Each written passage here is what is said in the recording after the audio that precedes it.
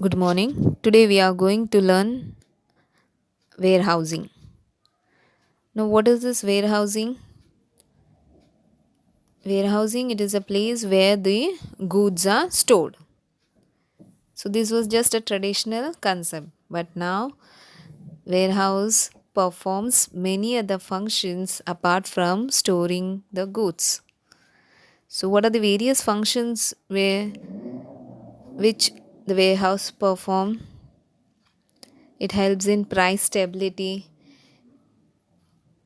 It performs the functions of financing, that is, when the goods are kept in the warehouse, it acts as a security against which the owner can take loan.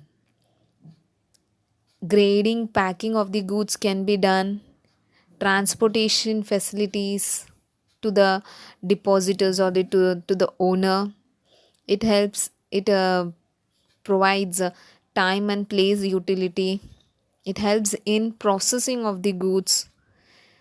Example, the paddy is polished in warehouse, fruits are ripened in warehouse.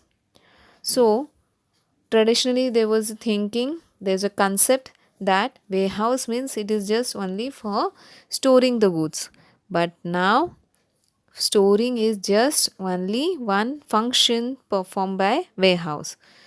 Apart from storing, it performs many other functions.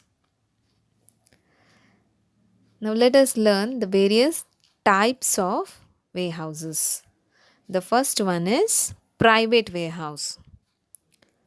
So this private warehouse are those warehouse which are owned and operated by big manufacturers and merchants to fill their own storage needs.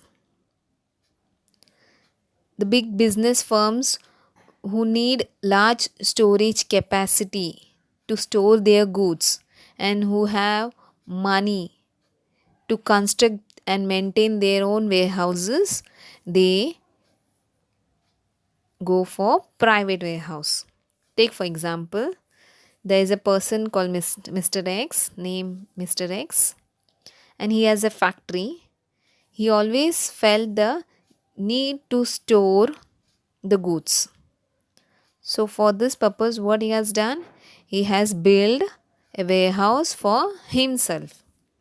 So, this type of warehouse is called private warehouse. Second example, you must have seen warehouse near the farm. So, even farmer they build their warehouse for themselves near the field to keep the crops or any other storage purposes. So private warehouse are those warehouse which are used for their own purpose for themselves. The second is public warehouse. Public warehouse are those warehouse which are owned and operated by individuals, partnership firms, company, etc. So here public warehouse it can be owned and operated by anyone. Even you can start public warehouse. But this public warehouse it work under government rules and regulations. They have to get license from the government. Public warehouse provides storage facilities to small farmers, traders at low cost. Take for example, there is a person, Mr. X. He owns a factory. He also felt the need to store his goods, but he can't build a warehouse for his own purpose because of the heavy investment. So, what he will do? He will keep in public warehouse. So, these warehouse, public warehouse, they work under a license from the government and they have to follow the government rules and regulations. The next is government warehouse. So government warehouse are those warehouse which are owned, managed and controlled by central or the state government or any public authorities. It is difficult for the small farmers, businessmen, traders to own a warehouse. So, in this situation, they can use the government warehouse for storing the goods, and the charges here are less. Example of government warehouse, it includes Central Warehousing Corporation, State Warehousing Corporation, and Food Corporation of India are some examples of government warehouses.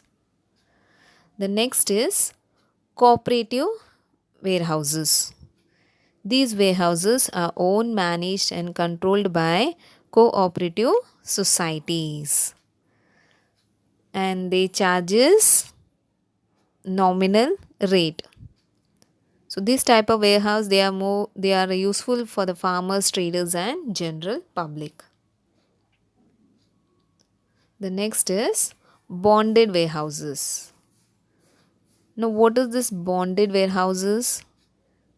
Suppose, just an example, a person, he has imported goods from US. It reaches the Mumbai port, but to take the delivery of the goods, it takes time because this person, he is out of station. So till this period, when he takes the delivery of the goods, before the custom duty are paid, these goods are kept in bonded warehouse. Okay, so bonded warehouse, these are the warehouse where goods are kept or it is stored until the payment of custom duty.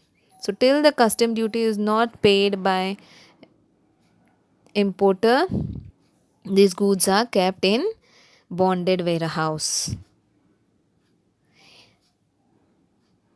Importer can withdraw the goods in installment by paying the custom duty proportionately. So once he pays the custom duty, he can take the delivery of the goods. The next is duty paid warehouses.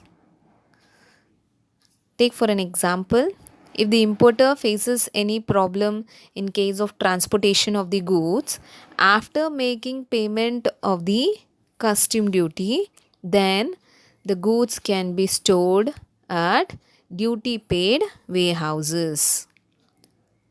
And these are available to all the importers. That is the duty paid warehouses. It is available to all importers. So what is bonded warehouse? Bonded warehouse, here in case of bonded warehouse, the goods are stored till the custom duty is paid. That is before the custom duty is paid, the goods are stored in bonded warehouse. After making payment of the custom duty, if importer faces any problem in taking the delivery of the goods, take for example problem in transportation of the goods, then in that case the goods are stored in duty paid warehouses. The last is cold storage warehouse. So cold storage warehouse, it provides facilities for the perishable goods. Perishable means which are easily spoilable. So these cold storage warehouse, it is more suitable for perishable goods like fruits, vegetables, flowers, dairy products, etc. In these cold storage warehouses, goods are stored and it is refrigerated at a very low temperature so as to preserve them and to use them in future. So these are the various Types of warehouses.